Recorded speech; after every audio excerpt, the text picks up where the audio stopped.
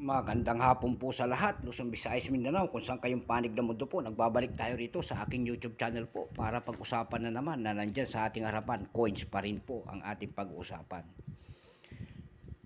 Ayan, magandang hapon po sa lahat ng kolektor kung saan kayong panig ng mundo, Luzon, Visayas, Mindanao, kung saan kayong panig ng mundo po. Ayan, thank you so much po sa mga nanonood ng aking YouTube channel, lalo na ng aking mga subscriber po. Thank you so much po sa lahat. Ayan po. At sa mga hindi pa po nakakapag-subscribe, kung gusto niyo mga ganitong topic po, ayan, pwedeng pakipindot ang ating notification bell, subscribe po para mag-update po kayo sa mga latest ko pang gagawin mga video po. Ayan. Maraming salamat po. Yun naman pong gusto magpadala ng mga coins, mayroon tayong doon sa FB page po. Mayroon akong bago sa Mil Soriano TV 2019 po. Ayun, coins ang ating profile pic doon. Doon po kayo magpadala. Pwede naman kayo mag-message dito po. Ayan. Magandang hapon po sa lahat. Ang pag-uusapan po natin ay pera ng Australia po. Ayan. 20 euro po. Ang ganda. Ayan po. Pero nabungay na. Pero maganda pa rin. Kumikintab. Ayan po. Pera po ng Australia. World coins po. Ayan. Bago natin simulan ng talakayan, kilalanin muna natin siya kasi ang ganda niya. Kumikintab talaga siya. Ayan po.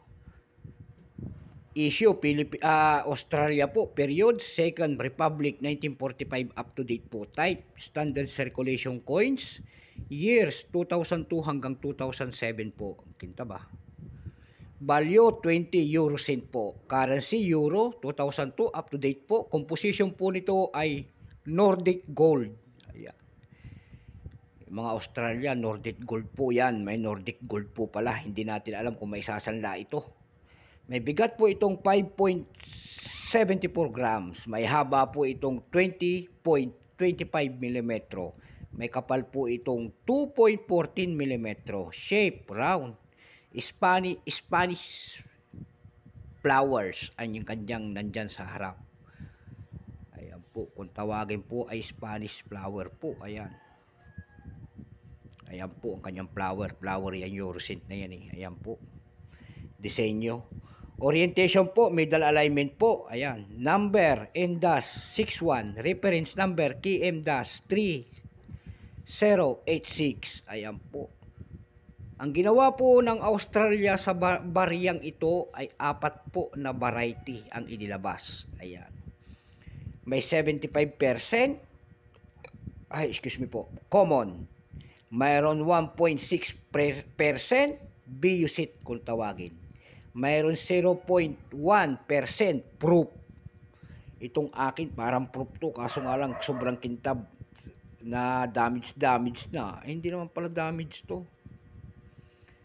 Ayan o. Mayroon siyang mga guhit. Kala ko damage. Hindi po. Ayan po. Ang ganda. Sobrang kintab po sa personal nito. Kaya inaano ko doon sa parang parang yung isa naman po nito doon sa inaano ko, ba't ito ang kintab yung isa hindi? Parang proof. Ayan po, sobrang kintab kasi. Hindi naman tayo naglilinis ng coins. Dako tayo doon sa kanyang 75% common. Ayan po. Ayan. 75% po. Ang ginawa po naman barya ng Australia. Kung ilang piraso doon sa 75, ito po ay 203 million piraso, 400,000. Ayan.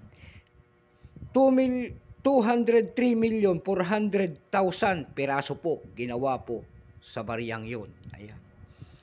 Pero hindi ko dinideduct ito na doon sa common kasi sobrang kintab. Ayan po. Dako naman po tayo doon sa pangalawa pong variety po na 1.6% na Biusit. Ayan po. Ayan. Ang ilang piraso naman po na ginawa, mintage noon ay 100,000 piraso lamang. Pero mayroon ng price appraisal selling price po doon ng ating numista na ibinaba. Yung almost uncirculated lamang ay 48 pesos lamang po. Doon naman tayo sa pangatlo na tinatawag niya na 0.1% proof. 10,000 piraso lamang. Ayan. Ayan po. May walagan tayo.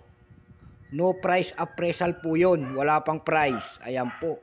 Dumako naman tayo sa mga selling price sa mga numista.com po, tulad ng mga numista. Doon po sa numista, mayroon na po nagbebenta po ito na $9.95. Mayroon pinakamalaki po doon na $12.93. Ayan po.